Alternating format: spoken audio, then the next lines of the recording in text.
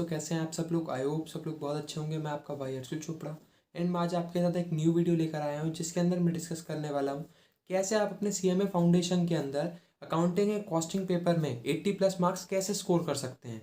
उसके लिए आपको वीडियो बिल्कुल एंड तक देखनी होगी और जो बताऊँ उसको फॉलो करना होगा। और अगर आप ऐसा करते हो तो मैं आपको लिख के गारंटी दे सकता हूँ और मैं सामने से बोल रहा हूँ कि अगर आपने उसको ब्लाइंडली फॉलो कर लिया देख के सब चीज़ों को तो गारंटी आपके 80+ मार्क्स आएंगे ही आएंगे। तो चलिए स्टार्ट करते हैं। बट उससे पहले अभी तक आपने मेरे चैनल को सब्सक्राइब नहीं किया तो जल्दी से बेल आइकन को प्रेस कर दें, चैनल को सब्सक्राइब कर दें। एंड सेकंड, अभी तक आपने मेरे टेलीग्राम ग्रुप को भी ज्वाइन नहीं किया तो मैंने उसका लिंक भी डिस्क्रिप्शन में दे रखा है, तो जल्दी से आप उसे भी ज्वाइन कर लें बिकॉज उसके अंदर मैं आपके छोटे मोटे doubts end to end clear कर देता हूँ। तो चलो स्टार्ट करता हूँ। तो देखो, सबसे पहला पॉइंट मैं इसमें रखता हूँ, अगर आपको अकाउंटिंग एंड कॉस्टिंग वाले पेपर के अंदर आपको अच्छे मार्क्स चाहिए ना, तो सबसे पहली चीज़ होती है अंडरस्टैंडिंग। बिकॉज देखो, ये कोई थियोरटिकल सब्जेक्ट नहीं है कि रट लोगे तो भी काम चल जाएगा। यहाँ पर रटने का कोई काम नहीं है। और अक्सर बच्चे यही गलती करते हैं कि अकाउंटिंग एंड कॉस्टिंग के अंदर वो चीज़ों को रटते हैं बजाय समझने के। बिकॉज देखो, रटोगे ना तो एक लिमिटेड दायरे में ही रह जाओगे ज़िंदगी भर। बिकॉज चीज़ों को कितना रट लोगे प्रैक्टिकल सब्जेक्ट्स में। अगर मान लो आज कोई एक चीज़ है उसको तुमने रट ली, कल एक नई चीज़ आ जाएगी उसको भी रटोगे क्या। और ऐसे मैं कह रहा हूँ तुम हर चीज़ को रटोगे, कब तक रटोगे ये बताओ। सो रटना नहीं है, तुम्हें चीज़ों को अंडरस्टैंडिंग करना है। बिकॉज प्रैक्टिकल सब्जेक्ट में अगर तुम्हारी डीप अंडरस्टैंडिंग होगी तो तुम्हारा दिमाग रिलैक्स रहेगा। बिकॉज प्रैक्टिकल सब्जेक्ट में भाई क्वेश्चंस की कोई हद नहीं है, अनलिमिटेड क्वेश्चंस बन सकते हैं। और अगर उन क्वेश्चंस के अंदर ऐसा कोई ट्रिकी क्वेश्चन आ गया तो अगर तुमने चीज़ों को रटा होगा ना तो वहाँ घूम जाओगे, तुम्हें कुछ समझ नहीं आने वाला। मैं भी बताता हूँ, 11th-12th में मैं अकाउंट्स को रटता था, बट मैं आज वो मानता हूँ सबसे बड़ी गलती वही थी अकाउंट्स के अंदर। अकाउंटिंग के अंदर और कॉस्टिंग के अंदर तुम्हें चीज़ों को रटना नहीं है, चीज़ों को समझना है, बिल्कुल डीप में जाके समझना है। बिकॉज एक बार समझ लोगे ना तो तुम जिंदगी भर के लिए उसको दिमाग में रखोगे और फिर कैसा भी क्वेश्चन आ जाए ना तो कोई टेंशन नहीं रहेगी। बिकॉज एक प्रैक्टिकल सब्जेक्ट में आप कितनी भी प्रैक्टिस कर लो, बट मैं मानता हूँ वो एक लिमिटेड प्रैक्टिस ही होती है। बिकॉज उसके अंदर क्वेश्चन की कोई हद ही नहीं है। आपने पढ़ लिया एक कॉन्सेप्ट, मैं उसके अंदर 1000 क्वेश्चन बना दूँ तो वो वही पर्सन कर पाएगा जिसने डीप अंडरस्टैंडिंग करी होगी। तो चीज़ों को रटना मत, समझना। अगर आपको इसमें 80+ मार्क्स चाहिए, बिकॉज 80+ मार्क्स चीज़ों को रट के नहीं, चीज़ों को समझ के आएंगे। तो अंडरस्टैंडिंग का सख्त ध्यान रखना, कभी भी रटने पे जाना ही नहीं है। हमेशा ये समझना है कि इसके पीछे रीज़न क्या है, क्यों ऐसा हो रहा है, समझना है चीज़ों को। तो इस चीज़ को ध्यान रखना अपने दिमाग में। सेकंड बताता हूँ कि अब किसको पहले करना है किसको बाद में करना है। तो देखो, उसके लिए मैं आपको सबसे पहले बता दूं, जो आपकी अकाउंटिंग है वो आपकी 70 मार्क्स की है और जो आपकी कॉस्टिंग है वो आपके 30 मार्क्स की है। तो देखो, सबसे पहले अकॉर्डिंग टू मी आपको अकाउंटिंग करना चाहिए बिकॉज ज़्यादा मार्क्स की है। तो सबसे पहले बड़ा वाला पोर्शन अपनी जेब के अंदर करोगे तो एक मोटिवेशन होगा और आगे आपका जल्दी जल्दी कोर्स कंप्लीट हो जाएगा। बिकॉज अकाउंटिंग खत्म कर ली तो फिर कॉस्टिंग तो इतनी शायद तुम फटाफट खत्म कर लोगे। तो सबसे पहले अकाउंटिंग उठानी है। अब बात आती है कि भैया अकाउंटिंग तो उठानी है, बट अकाउंटिंग में कौन से ऐसे चैप्टर जिनको पहले पढ़ना है। तो देखो, सबसे पहले बेसिस ऑफ अकाउंटिंग, जिसमें वो सारी चीज़ें आती हैं। आपका बेस अकाउंटिंग क्या है, बुक कीपिंग क्या है, जनरल लेजर, ट्रायल बैलेंस, ये सब चीज़ जो आपका बेसिक्स है। बिकॉज इसके बिना तुम आगे कितना भी बढ़ जाओ, अगर तुम्हारा ये क्लियर नहीं है तो कुछ नहीं कर पाओगे। ये तो बेस है, बोलते हैं ना बेस है। तो ये चीज़ आपको सबसे पहले मजबूत करनी है। अपना बेसिक्स जो अकाउंटिंग का बेसिक्स है इसको बिल्कुल अपनी मुट्ठी के अंदर कर लेना है, ठीक है। उसके बाद इतना होने के बाद आप स्पेशल ट्रांजैक्शंस के ऊपर जाओगे और स्पेशल ट्रांजैक्शन में भी देखो 3 चैप्टर्स हैं। मैं आपको बताता हूँ कौन से bills of exchange, joint venture और कंसाइनमेंट। अब देखो, चैप्टर आपको सब पढ़ने हैं, बट पता है ये जो जॉइंट वेंचर और कंसाइनमेंट है ना, ये थोड़े ज़्यादा मार्क्स के पूछे जाते हैं, मतलब ये थोड़े इंपॉर्टेंट हो जाते हैं इस वाले पोर्शन के अंदर, स्पेशल ट्रांजैक्शन के अंदर। अब इसका रीज़न मैं क्यों समझता हूँ कि ऐसा इंपॉर्टेंट है ऐसा, बिकॉज देखो बाकी जो चैप्टर्स होंगे ना, तुमने कहीं ना कहीं देखोगे कि कभी ना कभी पढ़ रखे हैं, बट कंसाइनमेंट और जॉइंट वेंचर बहुत सारे बच्चों ने नहीं पढ़ रखा होता। तो वो एक न्यू चैप्टर्स होते हैं। अब भाई कोई चीज़ न्यू है तो उसमें से पूछेगा तो है ना, तो वो थोड़े इंपॉर्टेंट बन जाते हैं। तो उनको अच्छे से आपने पढ़ना है, पढ़ना सब कुछ अच्छे से, बट इन दोनों को थोड़ा ज़्यादा फोकस देना है। और बेसिक्स तो तुम्हें मैंने बोल ही दिया, सबसे पहले तो वो करना है, उसको तो बिल्कुल एकदम जहन में उतार लेना है अपने, ठीक है। इसको करने के बाद फाइनल अकाउंट्स करोगे। अब देखो, फाइनल अकाउंट्स भी बहुत लेंथी है। फाइनल अकाउंट्स में भी अक्सर बच्चे अटकते हैं, बट उसका रीज़न सिंपल सा यही है कि वो चीज़ें रट रहे होते हैं वहाँ पर भी। तो रटनी नहीं है, सब चीज़ें समझनी है आपको, बिल्कुल डीप में जाके समझनी है कि क्यों कैसे क्या हो रहा है, ठीक है, वो डीप में जाके समझना है, तब आपको फाइनल अकाउंट्स भी दिक्कत नहीं करेगा। ठीक है, उसके अंदर ही आपका एनपीओ भी कवर हो रहा है, वो मैंने मेन हेडिंग बता दी, उसके अंदर एनपीओ भी है तो उसको भी कर लेना।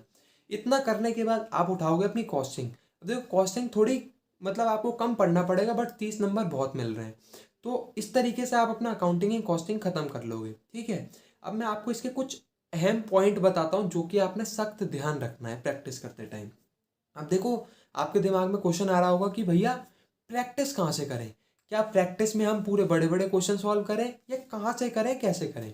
तो देखो, सबसे पहली चीज़ मैं ये बताऊँ, प्रैक्टिस आप कहाँ से कर सकते हो। देखो, इंस्टीट्यूट का जो स्टडी मटेरियल जो आपके घर में आया ना अकाउंटिंग कॉस्टिंग का, उसमें ना पता है बहुत लिमिटेड क्वेश्चंस हैं, तो उससे आपका मन नहीं भरेगा। आपको चाहिए और प्रैक्टिकल क्वेश्चंस जिससे और प्रैक्टिस हो। तो आपका मन जब भी भरेगा जब आप ज़्यादा से ज़्यादा प्रैक्टिस करो। तो मैं आपको ये बोलता हूँ, इंस्टीट्यूट का स्टडी मटेरियल करना ही करना है, वो तो भाई इंपॉर्टेंट है ही है, बिकॉज घर पे आया है तो कुछ ना कुछ वैल्यू होगी ना, जब भी तो घर पे आया है। सो वो तो करना है, ठीक है। बट तुम्हें प्रैक्टिस कहाँ से करनी है सबसे पहले, जैसे मैंने कोई भी चैप्टर पढ़ लिया, मैंने जनरल एंट्री सीखा सबसे पहले, तो तुम उसको अपनी 11th-12th की बुक से कर सकते हो। जो भी चैप्टर हो, अगर 11th का चैप्टर हो तो 11th की बुक से, 12th का चैप्टर हो 12th की बुक से। ठीक है, वो टी एस ग्रेवाल या डी के गोयल या जो भी तुम बुक से करना चाहते हो प्रैक्टिस। बिकॉज होता क्या है कि तुम अपनी बुक के अंदर देखोगे इंस्टीट्यूट की स्टडी मटेरियल में तो बहुत कम क्वेश्चन है, तुम्हें ऐसा लगेगा कि यार इसमें तो कुछ दे ही नहीं रखा, अभी चालू हुआ तो अभी खत्म हो गया। बट तुम याद करो अपनी 11th-12th, कितने ढेर सारे क्वेश्चन होते थे, एक चीज सीख ली, तमाम क्वेश्चन। तो अगर आपको अपनी अच्छी प्रैक्टिस करनी है, बिकॉज प्रैक्टिकल सब्जेक्ट में जिसकी प्रैक्टिस अच्छी होगी वो उतना ग्रो करेगा, वो उतने अच्छे नंबर लाएगा।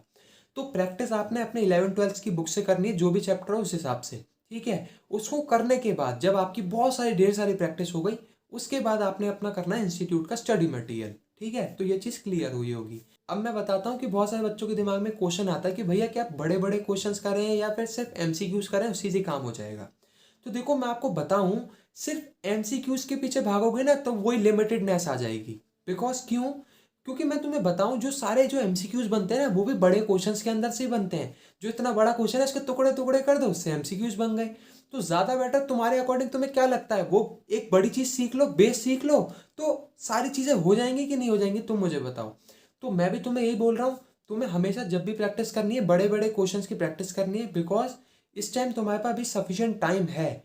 और मैं ये समझता हूँ, जितने भी एमसीक्यूज बनते हैं वो तुम्हारे बड़े क्वेश्चंस के अंदर से ही बनते हैं। तो जब आप एक बार बड़े क्वेश्चंस की प्रैक्टिस करते हो ना, तो आपको सारे कॉन्सेप्ट्स क्लियर होते हैं, बिकॉज उस बड़े क्वेश्चन के अंदर सारी बातें हो रखी होती हैं।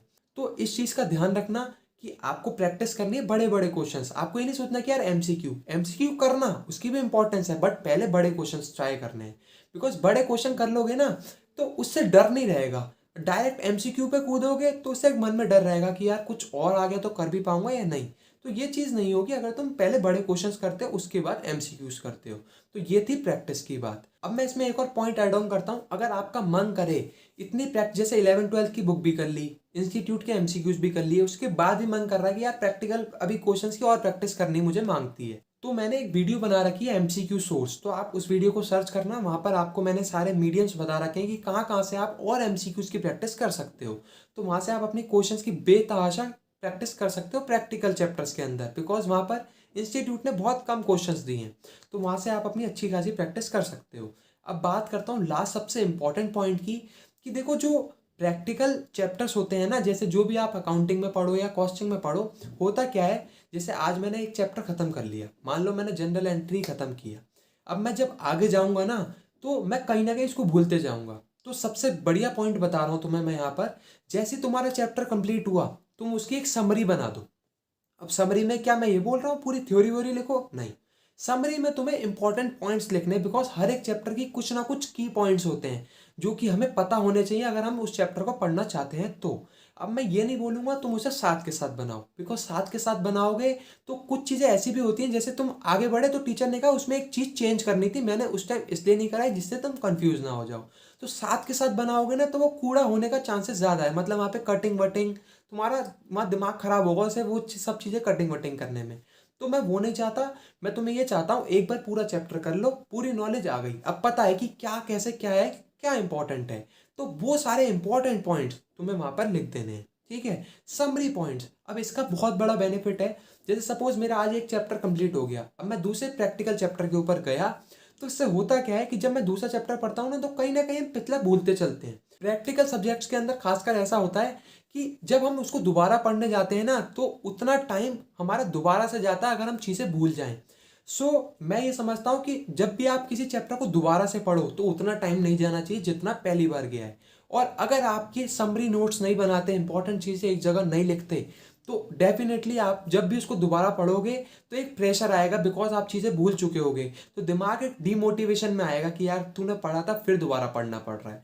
तो एक पहली चीज़ ये नहीं होगी। दूसरी चीज़, आप सारे कॉन्सेप्ट पहले ही पढ़ के बैठोगे, तो जब सारे कॉन्सेप्ट्स पढ़ोगे ना तो इतना टाइम नहीं जाएगा। अब मैं तुम्हें इसमें एक चीज़ और बताता हूँ। देखो प्रैक्टिकल सब्जेक्ट्स में क्या होता है कि जो प्रैक्टिकल क्वेश्चंस होते हैं उसमें मेरे अकॉर्डिंग तुम्हें इंपॉर्टेंट मार्क कर लेने हैं। अब इस इंपॉर्टेंट मार्क करने का भी बहुत बड़ा रीज़न है। अब तुम खुद सोचो, जैसे तुमने एक चैप्टर कंप्लीट कर लिया, अब तुम दूसरे चैप्टर पे गए, तुम्हें लग रहा है यार वो चैप्टर भूल रहा हूँ, तो क्या तुम्हें ये पता है कि कौन से क्वेश्चन में ज़्यादा इंपॉर्टेंट बातें थी, कौन सा क्वेश्चन ऐसा था जो कि इंपॉर्टेंट है पेपर के पॉइंट ऑफ व्यू से, या कौन सा क्वेश्चन ऐसा था जिसमें मेरा बेस क्लियर होगा, जिसमें सारे कॉन्सेप्ट्स हैं, वो तुम्हें याद नहीं रहेगा। बिकॉज एक दिमाग है ना, एक लिमिटेड टाइम तक ही लिमिटेड चीज़ों को रखता है। तो जैसे जैसे आगे बढ़ते जाते हो ना पिछली चीज़ें भूलते जाते हो।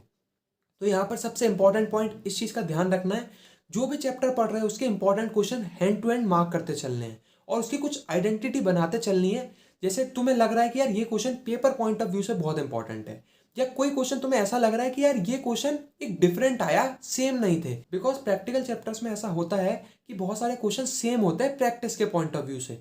तो जब आप दोबारा पढ़ोगे तो सोचो, एक क्वेश्चन को दोबारा दोबारा करोगे तो टाइम वेस्ट होगा कि नहीं। सो दैट्स वाई तुम वहाँ पे एक इंपॉर्टेंट मार्क कर लोगे। अब वो अपने हिसाब से करना कि उसमें तुम्हें कोई एक नई चीज़ सीखने को मिली या फिर पेपर के पॉइंट ऑफ व्यू से वो इंपॉर्टेंट है। जिससे होगा क्या, नेक्स्ट टाइम तुम जब भी पढ़ोगे तो क्लियरली आइडेंटिफाई होगा कि देख ये चीज़ें इंपॉर्टेंट है, इसको सबसे पहले कर। तो तुम्हारा क्या होगा, जब भी तुम उस चैप्टर को पढ़ोगे ना तो इंपॉर्टेंट चीज़ें पहले पढ़ोगे। तो इससे ये फायदा होता है कि वो चैप्टर हमारा जितना पहली बारी में मजबूती थी ना, तो सेकंड टाइम अगर हम उसको भूल भी गए या फिर दोबारा भी रिवीजन कर रहे हैं तो उतनी ही मजबूती वो मेंटेन रहती है। तो इस चीज़ का भी तुमने सख्त ध्यान रखना है। एंड अब बात करता हूँ लास्ट सबसे इंपॉर्टेंट पॉइंट की। वो ये, जैसे तुम आज एक चैप्टर तुमने कंप्लीट कर लिया या कोई क्वेश्चंस भी कंप्लीट कर लिया, तुम नेक्स्ट दिन जब भी जा रहे हो कोई नेक्स्ट चैप्टर उठा रहे हो, तो तुम्हें क्या करना है, अपना रैंडमली पिछले चैप्टर्स में से या पिछले जो भी तुमने कॉन्सेप्ट पढ़ा है उसमें से अपने आप को एक क्वेश्चन दे देना है कोई भी, कि चल ये क्वेश्चन कर। इससे होगा क्या कि क्विक तुम्हारा रिवीजन हो जाएगा उस पूरे चैप्टर की समरी का। ठीक है। और मैंने जो तुम्हें इंपॉर्टेंट मार्क लगवाए थे ना, वहां पर भी तुम्हारा बेनिफिट होगा।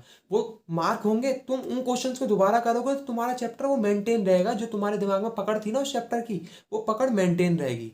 तो ऐसे ही करना है, जैसे कोई भी नया टॉपिक गए तो वो कर लिया जब टॉपिक, तो अपने आप को एक क्वेश्चन दिया, चल भाई ये क्वेश्चन कर, तो वो क्वेश्चन करोगे तो एक तो पहली चीज रिवीजन हो जाएगा, दूसरी चीज जो तुम्हें चीजें याद थी वो याद रहेंगी कंटिन्यूअसली, वो तुम चीजें भूलोगे नहीं।